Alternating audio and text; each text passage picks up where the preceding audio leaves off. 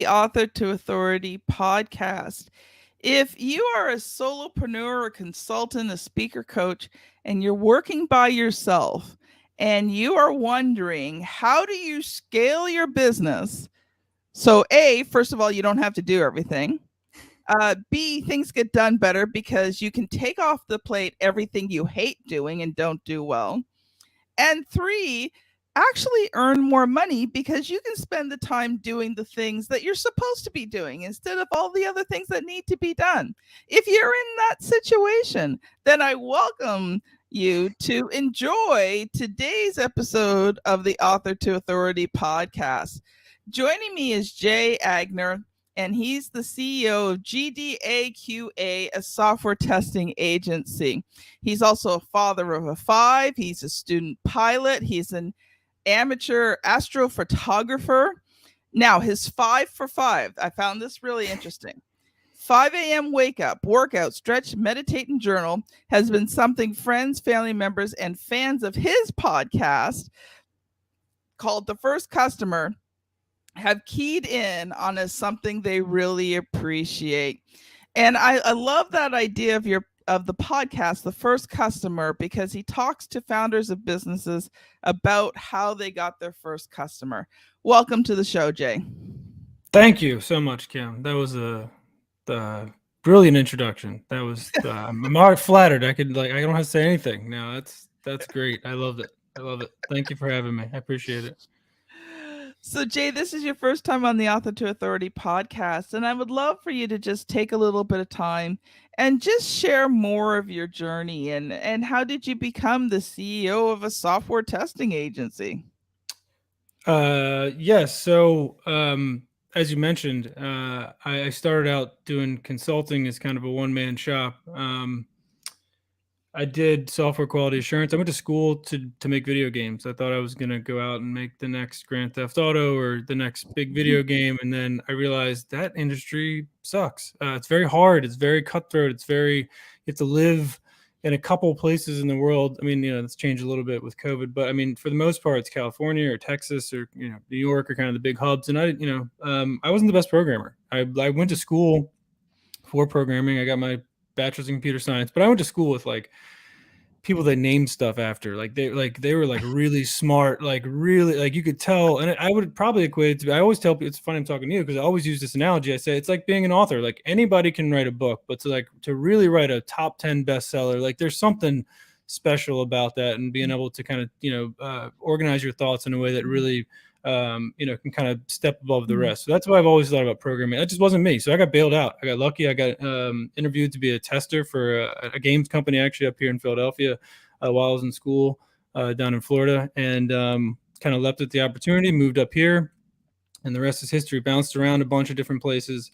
And then my wife was she was an overnight long-term care pediatric nurse, which if nobody's been to one of those facilities, I would say probably don't go, because it's like a very, intense, kind of sad place, seeing these kids in the state. And it was a lot on my wife. And I saw that and I wanted to get her out of there. And I applied for Uber, who turned me down because my license was from a different state. And it was this whole thing. And I was applying for overnight stock boy jobs at Walmart. I was trying everything to how do I work a 9-to-5 and then work another job to supplement the secondary income. And luckily I found Upwork, which was elance.com at the time. They merged with Upwork at some point.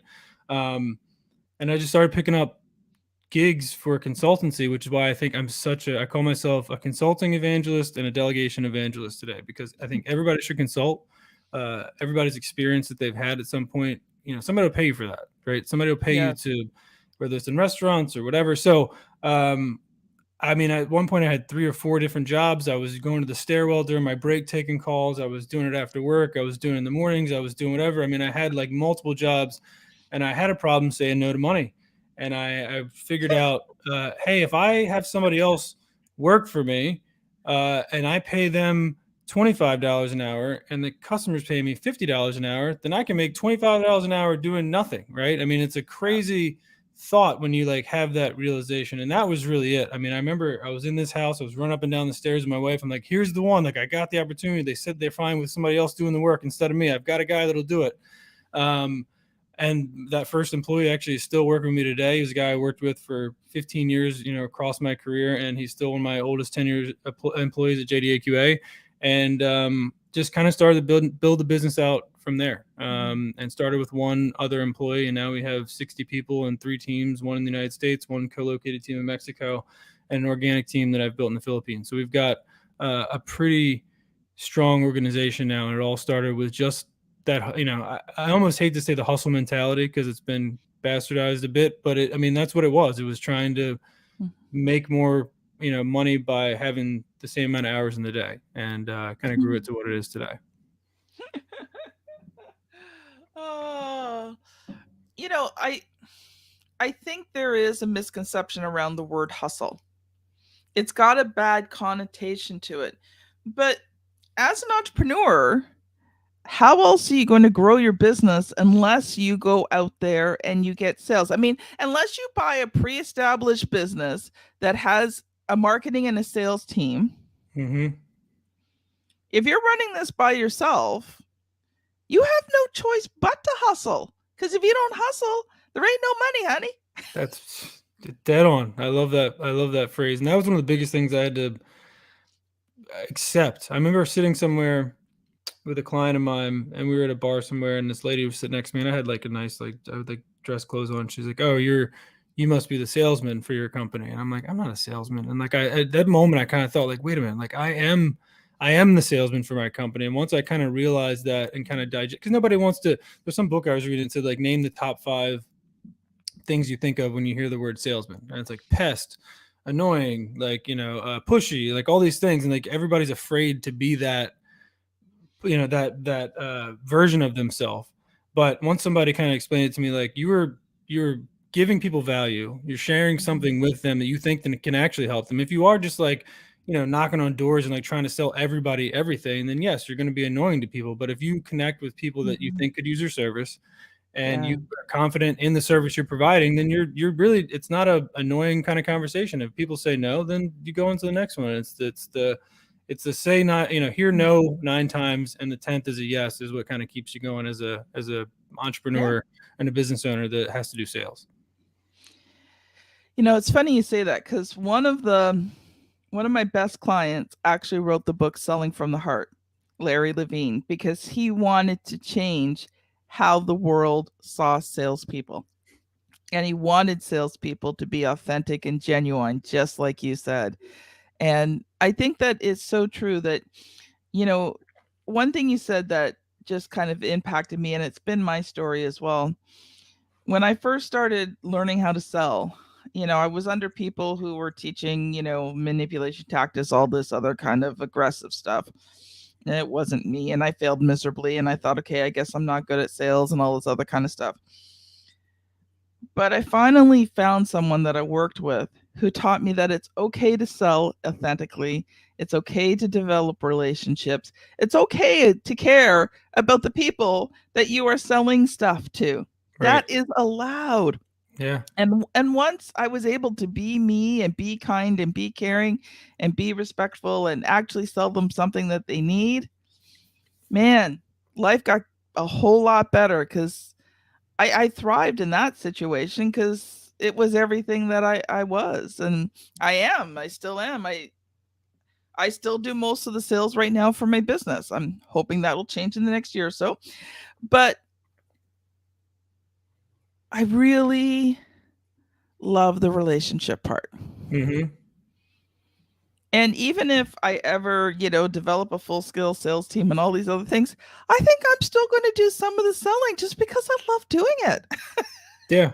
Once you switch from, like you said, from just trying to manipulate or just trying to get sales or just the way that like everybody views sales, to providing value for people that you honestly believe you can provide, then it's easy and it's fun, and you hear pain points, and it's like it becomes it's not a game, but it becomes a constant learning lesson. You're constantly hearing stuff, and like I get excited now when I used to shy away from things. Like people would, companies would say, "Oh, we don't, we only want W-2 employees. Like we don't want contractors or an agency like you have."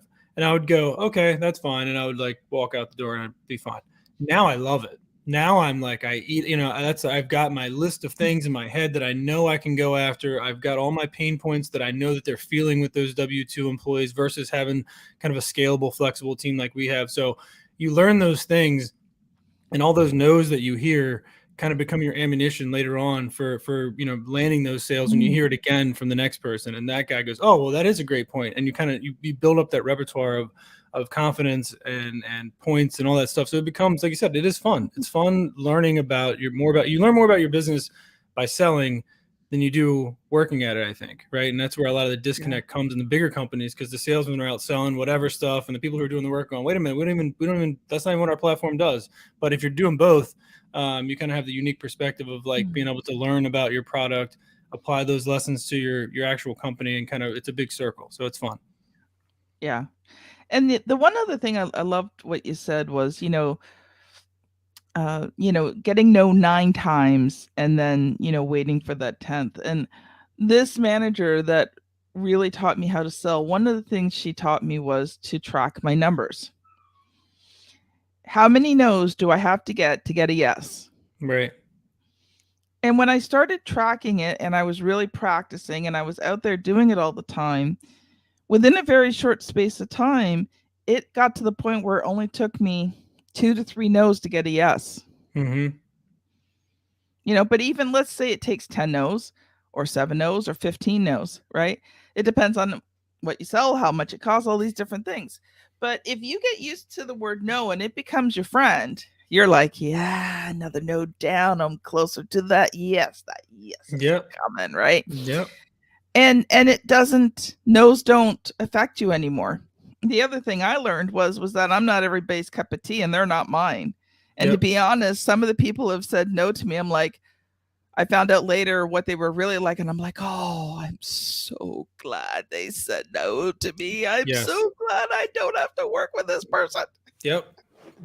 That's definitely, and that's I'll say that's a perk of living through the no's and living through bad clients, right? I mean, as you grow a business, you get the luxury of saying no to people instead of them saying no to you, right? And like you identify the ones that are troublemakers, the ones that may be trying to cheap out on you or whatever. And you're like, you know what, this just isn't a great fit from the start.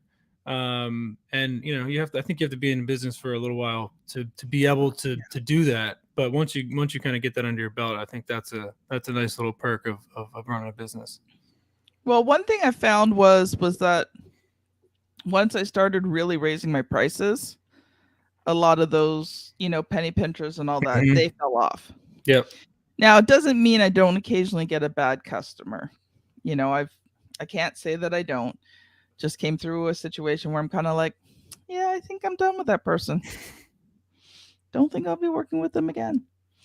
But, you worked with them the once, we got their project done. But it's kind of like,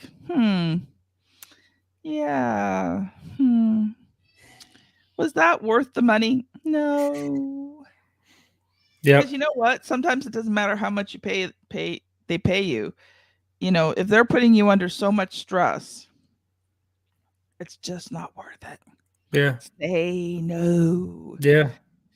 I think you definitely have to live through some of those, I think, as a business owner, to appreciate, to identify and then appreciate not working with those people. And then as you grow your organization, you have people that work under you. Your job is to protect those people. And if you see that your clients aren't treating those people well, it's time to pull the ripcord. And that's kind of another one of the things I learned as I grew my business. And you figure out like what your role is and what your actual job is supposed to be at your organization. Once you delegate and you start to build an operations layer underneath you, is that, there's certain things that you have to do that are your job. And my job is to, sales, marketing, business development stuff, because I enjoy it. But my internal job is to be a cheerleader, to be supportive, and to protect my guys, and to always make them, because they don't have to work for me. Nobody ever has to. I'm lucky that I have the people that I have. And I feel like that's something that people lose sight of, is you're lucky to have people working for you. Like, they could go work anywhere. It's 2023. Anybody could get on Upwork or Fiverr or go online or go wherever and go work wherever. So like, if you have good people, you better be treating them right, because, you're lucky to have them. Yeah. And you know what? ultimately, if you've got good employees, they're going to be with you forever. Yeah. That client, on the other hand, right? And yeah, like, nowadays, like, you see so many things on the internet about bad managers, bad companies, you know, they don't care about their people, and to me that's horrible. Just horrible. I'd rather fire a client and keep a good employee. I can always get another client. I can't always get a really good employee. Mm-hmm. Yeah, but it's almost like a throwback to the old days. Like that almost shouldn't happen anymore. There's so many options. People are just kind of stuck in their ways and scared to leave somewhere, because they have a job. But it's like there's so many, people people will treat you right if it's a good organization. If they're not, then Yeah. don't be there. Go somewhere else. Like don't be mistreated. Don't let these big, especially the big companies that don't really care about you anyway. You're just a number. Like don't put up with that. Work for somewhere smaller that you make an impact. And maybe some people like working in a big company. That's fine, but I don't understand. I mean, I do understand because people need a paycheck and they need to live, but at the same time, you know, I think people get beat up too much just to keep the job they have because they're scared that they won't get another one. But it's like, dude, come on. Like there's there's so many companies in this world that would treat you better. Don't let people tell you that you're not worth what you're worth. Yeah. Well, I think at this point we're going to transition. And I want to give you some time to talk about how to grow your business from a one person shop. I think we've talked a little bit about it, but I know you've come prepared with some specific things, and I want to make sure I give you time to share those with the audience today. Yes. Yeah. So I mentioned I'm a delegation uh, evangelist. Um, I think people wait way too long to hire a really good operations person. I am extremely lucky and extremely blessed to have the best chief operating officer in the world, Autumn Bruno, who's my right hand lady, and she's been with me through thick and thin. And I think every day I appreciate her more. But having a really strong person that can run the day to day operations in your business is a Mhm. must. And part of that is trust, right? You have to Yeah. trust, you have to, number one, trust the people. Number two, you have to let control go because a lot of people that I Yep. talk to that are trying to do this, I can't because I can't give this. You have to let the reins go and give some of these things to other people.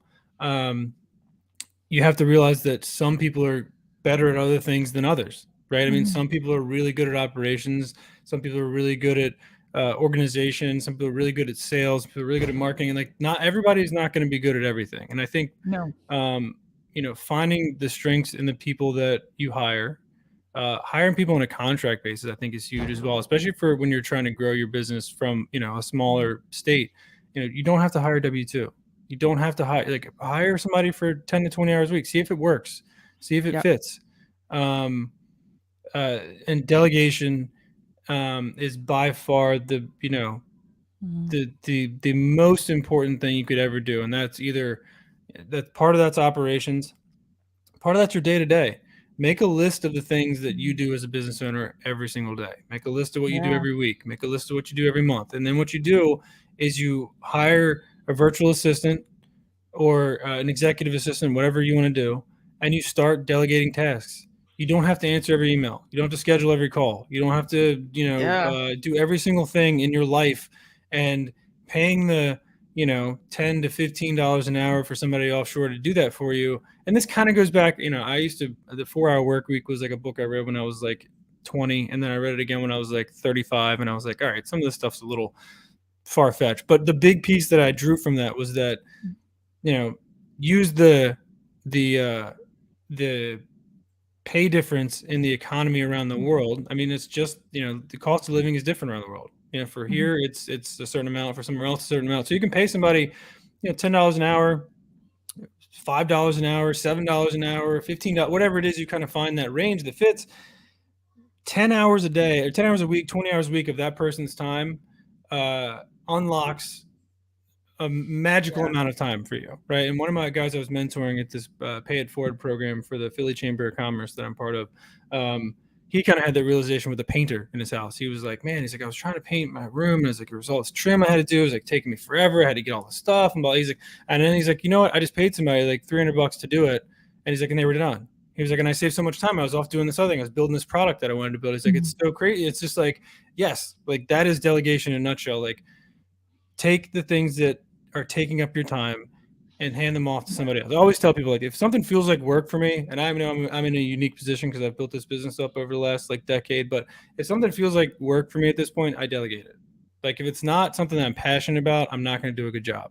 So if it's sales and business dev and marketing, yes, I love that stuff. I'm going to crush it because I absolutely love it. But if it's scheduling calls and just doing the kind of day-to-day work that just takes up your time and eats up hours a day, I hand it off. Right. And that's what I mentioned, having a great operations person.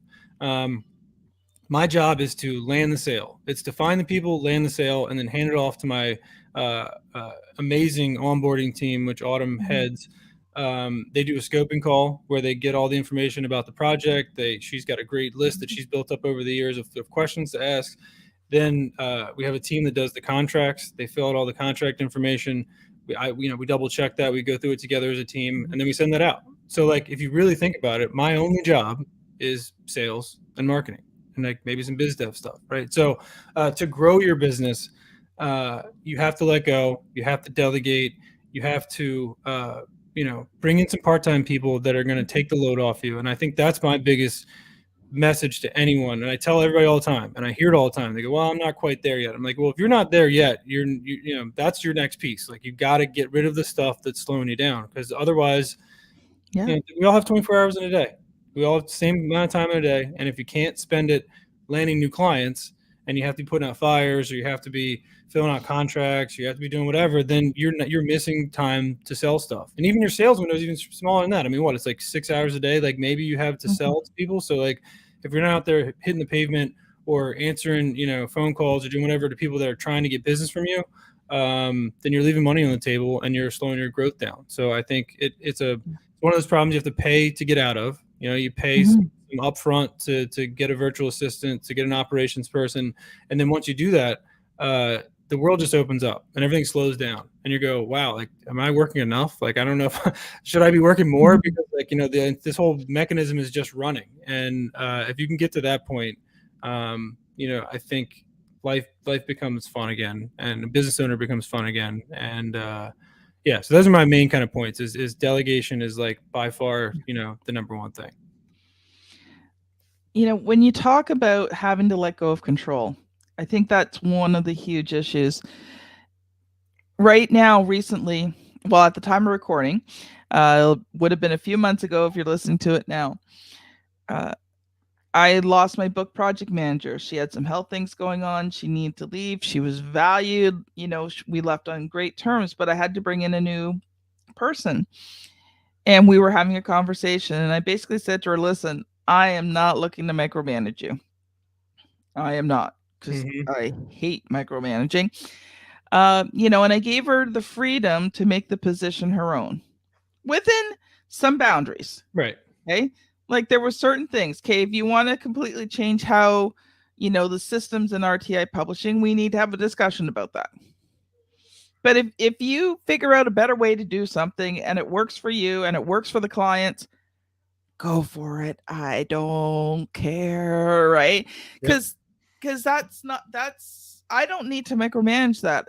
Now, if I've hired the right person, now, doesn't mean I don't take responsibility for it, and it also doesn't mean that I don't assess it.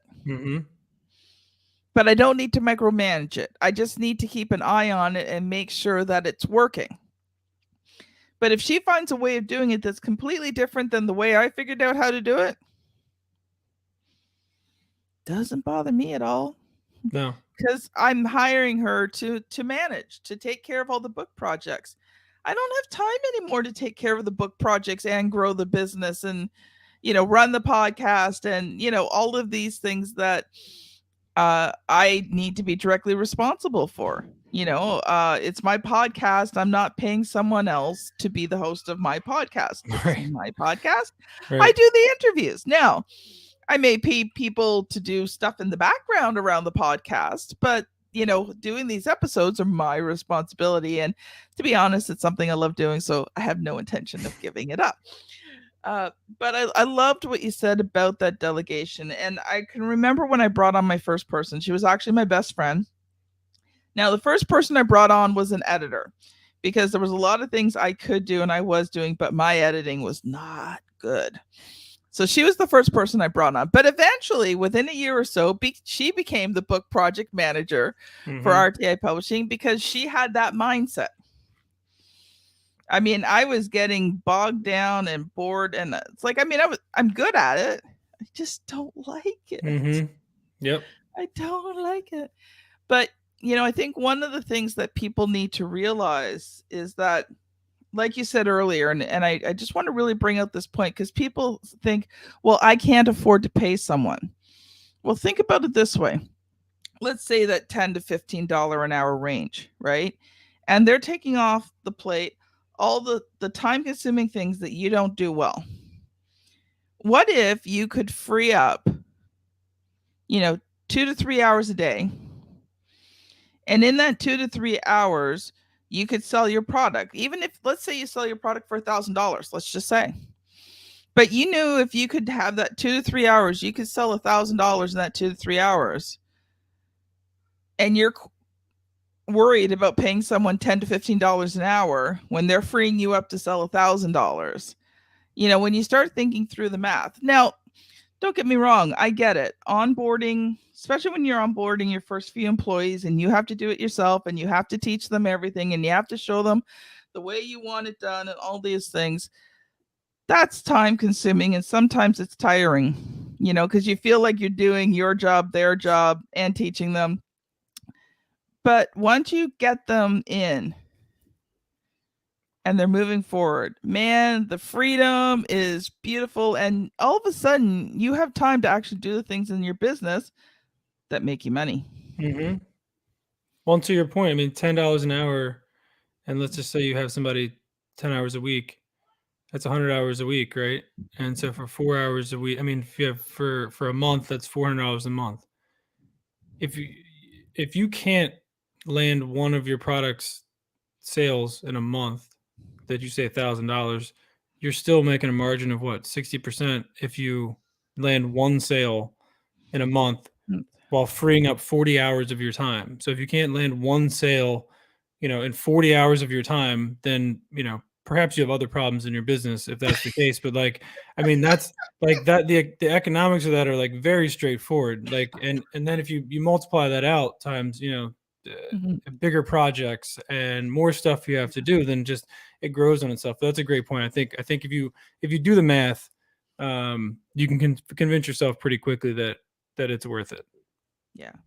Now we got a few minutes left, Jay, and you're not an author, which is perfectly fine. I'm not yet. But you do have a podcast. So I'd love to take the last few minutes of the show. And so first of all, tell me a little bit more about your podcast. Sure.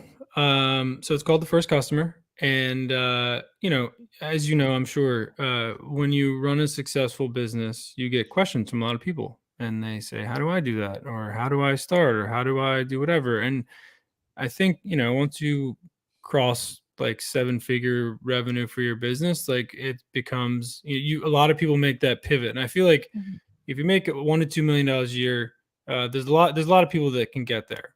And I think at that point, a lot of people make the decision to become the guy that tells other people how to do it. And I maybe that's me down the road, but like me right now, I just don't feel like that's my personality. And I didn't want to be like that. I can coach you and teach you how to do 10x your business. And like, I just didn't feel like that's my personality, but I do like mentoring people and I do like talking to people and I do like telling people how to help, with their business. And I felt the podcast, a year ago, my friend Russ McCumber, he runs an advertising agency or digital marketing agent. He was telling me, you should start a podcast. I'm like, that's the dumbest idea I've ever heard. I thought it was so stupid. I was like, why would I do that? It's so stupid. Like I would never do that. And today I love it. I have, I do multiple of them a day, as I'm sure you have a bunch lined up, and it's a fun thing to do. And the premise of The First Customer was to answer that original question. And people ask me all the time, how do I do it? How do I start a business? And it is about getting that first customer, getting somebody. I come across so many people who own businesses that have products with no customers, and they don't know who, and even if they do, they don't know who their customer is, right? Like they spent tens or hundreds of thousands of dollars to build a platform, but they don't have their customer defined. And it's like, how can you reproducibly get clients and grow your business if you don't know who your customer is? So getting to that first customer and kind of that second customer is also part of the show. It's like, first customer is great.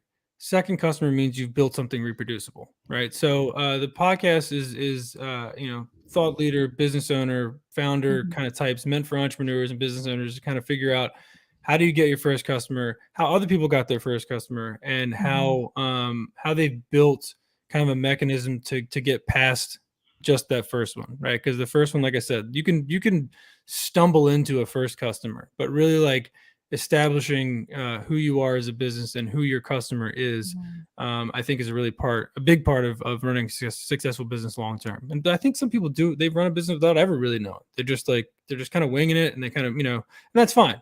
That's stressful. That's super stressful. Like, if you know who your customer is, though, if you can picture that person, if you know the demographic of that person and their pain points and all those things, it makes life so much easier, and it makes your sales so much easier, and your marketing so much, and all these different things.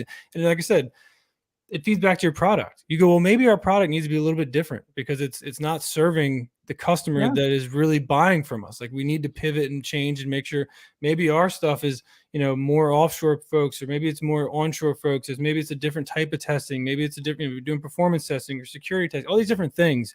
So that's what the first customer is about. It's who, how people got their first customer, and their journey along the way. And a lot of people have great stories. It's also, I love stories. I love listening to people talk. So that's part of the podcast. You wouldn't be able to tell today. I've talked a lot, but I do like to listen. Well, see, today is your day to talk. If I come on your show, then it's my turn to talk. Yeah, absolutely. And I'm gonna shut up and let you go for it. I can tell you that I'm a good listener. My wife will not agree, but or my kids won't either. But my podcast guests think I'm a great listener. So. Okay, so now how do you translate those skills into your marriage? Maybe we'll have a discussion about that one. Maybe we'll start our own podcast about how to communicate with your spouse. I would love to do another podcast. That's one thing I did find out, was I love doing podcasting. I love it very much. And I think ours is, I'm not going to say easy, but this format where you can do some light homework, but you kind of feel it out as you go. I mean, you're a great host, and I love the questions, and I love all the feel. But it's fun. I would also like to try one that's a little more research based, like kind of presenting a topic would be cool at this point. I think I've gotten my chops at least down enough to figure out how to do a podcast. I would love to do something informative as well. So it's fun. I love it.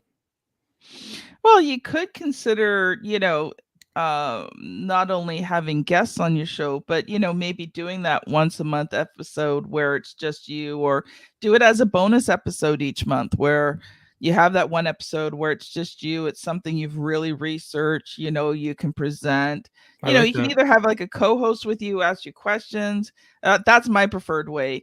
I can do it. I'm just don't like talking into a camera by myself. I do much better with feedback. Yeah, I see. I think I would have that same issue, but that's a great idea. I like that. I like the bonus episode idea, or just a podcast maybe about what I actually do on a day-to-day basis by doing software testing. I didn't want to do software testing because it's like, it's not a sexy topic. Like, that's not our, we're the last line of defense. Like we're very much the background of the software, but we're very necessary. But it's not necessarily something somebody would want to sit down and tune into. But maybe, I don't know. We'll see. But yeah. So anyway, that's the first customer, and probably have you on it at some point. That would be awesome. So Jay, we have time for one final thought, and how can people connect with you? My final thought is, for the love of God, if you are trying to start a business, if you want to start a business, don't wait. Just do it. Just start doing stuff. Start reaching out to people in your network. Define what it is you want to do, and just do it. Just like it pains me the amount of people I talk to that want to do it and they want to have these things and want to do a better life and want to have and run a bit. It's like, just do it. Like, nobody can make you. Like, that's my biggest frustration why I don't think I could ever be a coach, because I get so frustrated. I'm like, just do it. Like, you have to do it. Like, you just go start talking to people, start doing stuff. And I know it's much easier said than done, but like at this point in my career, I'm like, I know it's that easy. It is just that easy to go start. So that'd be my final thought, that if anybody's listening that's thinking about starting a business, just do it. Reach out to your friends and family, reach out to your network, tell them you're doing this thing, and somebody's going to bite. You're going to have your first customer, and then you're off to the races from there. To find me, I'm on LinkedIn, Jay Aigner, Aigner on LinkedIn. JDAQA.com is the website for my company. And you can visit our LinkedIn page as well. And then the first customer is firstcustomerpodcast.com. So I think that's everything. This has been Jay Aigner and Kim Thompson-Pinder on the Author to Authority podcast. Thank you so much for listening, and we'll see you on the very next episode. Bye now.